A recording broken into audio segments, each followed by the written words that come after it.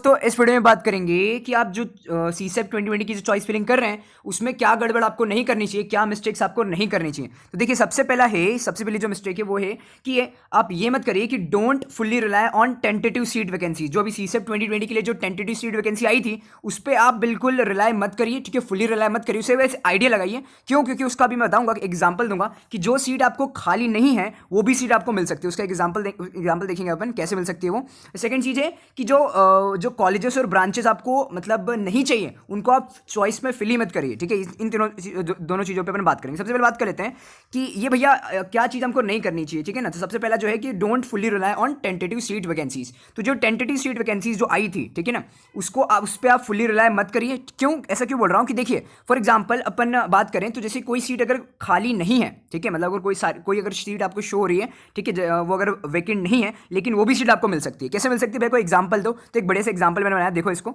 तो जैसे for example अपन ले लेते हैं कि अभी जैसे रियल लाइफ एग्जांपल ले लेते हैं कि अभी देखोगे तो एनआईटी सूरतकल की ईसी जो सीट है वो खाली नहीं है अभी, ठीक है ना। अगर मैं other state open general neutral student की बात करूं तो एनआईटी सूरतकल की ईसी जो ब्रांच है वो अभी वैकेंट नहीं है, उसमें कोई भी general neutral other state open general neutral की एक भी सीट खाली नहीं है। लेकिन फिर भी, ठीक है, फिर भी आप अपनी चॉइस फिलिंग में ईसी को डालिएगा अगर आपकी रैंक इस हिसाब से है तो। क्यों? क्योंकि आपको ईसी भी अगर सीट खाली नहीं है फिर भी आपको मिल सकती है। कैसे मिल सकती है भैया? कोई एग्जांपल दो। तो देखो मैंने एग्जांपल लिया है। एक मान लो एक एक्स नाम का स्टूडेंट है, ठीक है, एक एक्स नाम का स्टूडेंट है, ठीक है, और एक्स नाम के स्टूडेंट को, ठीक है, एनआईटी सूरतकल में फॉर एग्जांपल ईसी अभी उसके हाथ में है, ठीक है ना, या नाउ मतलब उसके हाथ में अभी ईसी है और वो चाहता है कि उसकी जो ब्रांच है वो सीएससी हो जाए। क्यों? क्योंकि सीएससी की अभी एक सीट वैकेंट है। आप देखोगे जो टेंटेटिव सीट वैकेंसीज है उसमें 1 seat vacant for other state open general neutral. अभी मैं इनकी बात कर रहा हूँ, other state open general neutral के एग्जाम्पल समझ लेते हैं।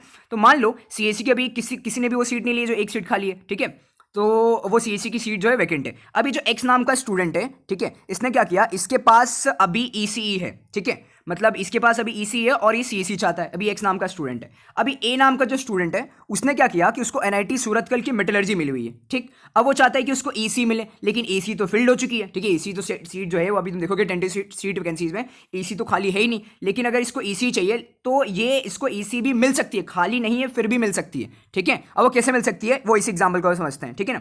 इसने मान लो जो है इसने चॉइस फिलिंग में ईसी भी डाला, एनआईटी सूरतकल का ईसी ब्रांच भी डाला। अब देखो होगा क्या कि ईसी खाली नहीं है लेकिन इसको कैसे मिल सकती है? कैसे मिल सकती है? जो एनआईटी देखो अगर खाली नहीं है इसका मतलब किसी ना किसी को तो मिली होगी ना ईसी।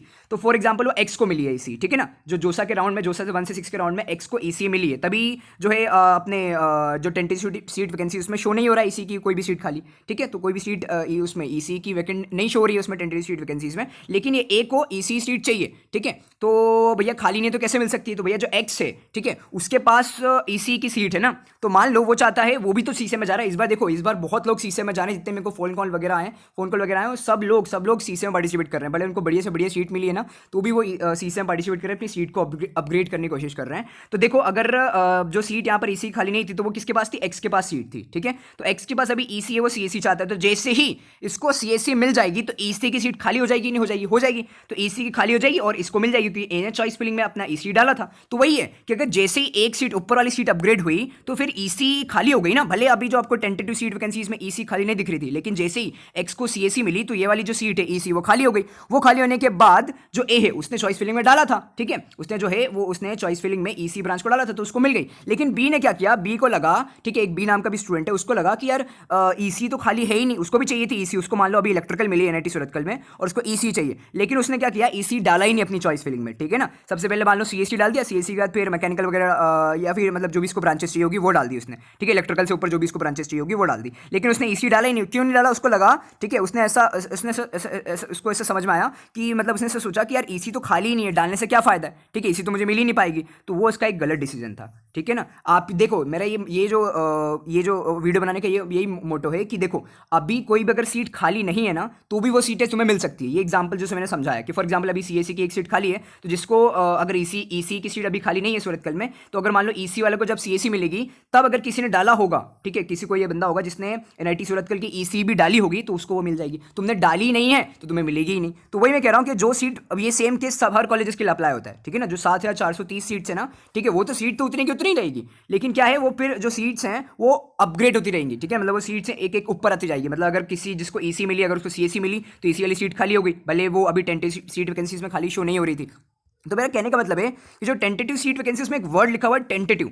टेंटेटिव का मतलब है अप्रॉक्सीमेट, मतलब जितना 6 राउंड के बाद जो सीट वैकेंट बची है वो सारी सीट यहाँ पे शो हो रही है। अभी जिस बच्चों ने सीट सिक्योर कर ली है वो थोड़ी ना यहाँ पे शो हो रहा है। तो टेंटेटिव सीट वैकेंसी आप फुली रिलाई मत करिए, ठीक है। जो मतलब जैसा आप जोसा में चॉइस फिलिंग करते तो वैसे ही आप चॉइस फिलिंग करिए। जो सीट खाली नहीं है, ठीक है, और आपको चाहिए तो भी उसको डाल दीजिए। क्या पता कुछ अगर ऐसा चमत्कार हो जाए, कुछ मिरेकल हो जाए, और अगर वो जिसको वो सीट मिली थी अगर उसको इसकी सीट अपग्रेड हो जाए तो फिर आपको भी फायदा होगा, आपको उसकी सीट मिल जाएगी। तो ये मेरा एग्जांपल कहने का मतलब था। यहाँ पर मतलब मेरा कहने का मतलब था कि बी जो है, ठीक है, बी को यहाँ पर ईसी वाली सीट नहीं मिली क्योंकि उसने चॉइस फिलिंग में डाला ही नहीं था। उसने ये सोचा था कि ईसी की सीट खाली नहीं तो मुझे मिल ही नहीं सकती, लेकिन यहाँ पर ए को सीट मिल गई। तो यही मैं कह रहा हूँ कि चॉइस फिलिंग में तो अब जो खाली नहीं उसको भी डालिए, ठीक है।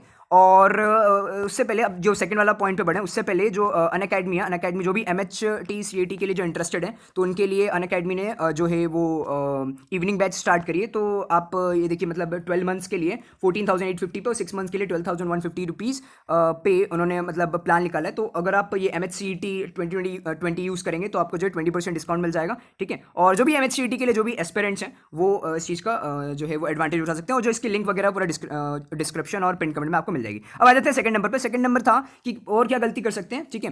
तो ये आपको नहीं करना है कि डोंट फिल कॉलेजेस और branches on which you don't want to study, ठीक है। आपको अननेसेसरी कॉलेजेस नहीं डालने हैं, ठीक है ना। मान लो अगर आपने ये गुरुकुल कांगरी वगैरह में आपको पढ़ना ही नहीं है तो आप डालो ही मत ना उसको, वो वाली GFTI वगैरह डालो ही मत।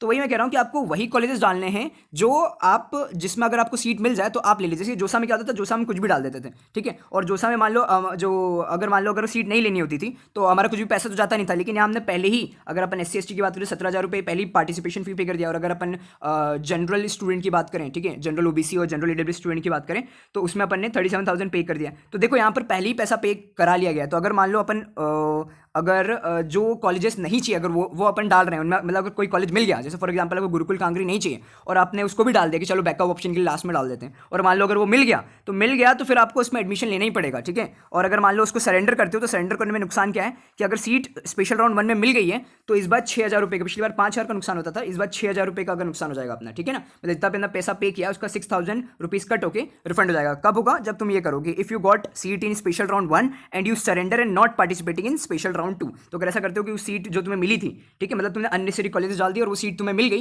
तो उस सीट को अगर नहीं लेना चाहते हो तो फिर तुम्हें सरेंडर करना पड़ेगा। Surrender and not participating in special round 2 ऐसा ऑप्शन दिखेगा, उस पर जैसे ही क्लिक करोगे तो फिर 6,000 रुपये कट के फिर बाकी पैसा रिफंड होगा। मान लो तो इससे अच्छा तो यही हुआ ना यार कि मान लो जो कॉलेजेस नहीं है उसको डालिए मत। अगर उसको नहीं डालोगे तो जो 2,000 रुपीज़ है वो कट के और बाकी पैसा अपना रिफंड हो जाएगा, ठीक है ना। मतलब अगर तुम फ्रेश कैंडिडेट थे, तुमने 37,000 पे किया था जनरल के स्टूडेंट तो 2,000 कट होकर 35,000 रिफंड हो जाएगा। लेकिन अगर तुमने अननेसेसरी कॉलेज डाल दी जिसमें एडमिशन लेना ही नहीं है और अगर मान लो वो सीट मिल गई तो फिर जो अपने 37,000 पे किए थे ना उसमें से 6,000 माइनस होकर 31,000 ही रिफंड होगा। तो ये चीज़ का भी आप ध्यान रखिए कि जो चॉइस फिलिंग कर रहे हैं तो वो कॉलेजेस आपको बिल्कुल मत डालिए जो जिसमें आपको एडमिशन लेना ही है। तो ये मैंने आपको दोनों चीज़ें बता दी हैं, ठीक है, कि मतलब अपने को ये 2 मिस्टेक्स नहीं करनी है, ठीक है। और वीडियो अच्छी लगी तो लाइक कर देना, चैनल में पहली बार आई हो तो सब्सक्राइब कर देना। मिलते हैं ऐसे ही नेक्स्ट वीडियो में।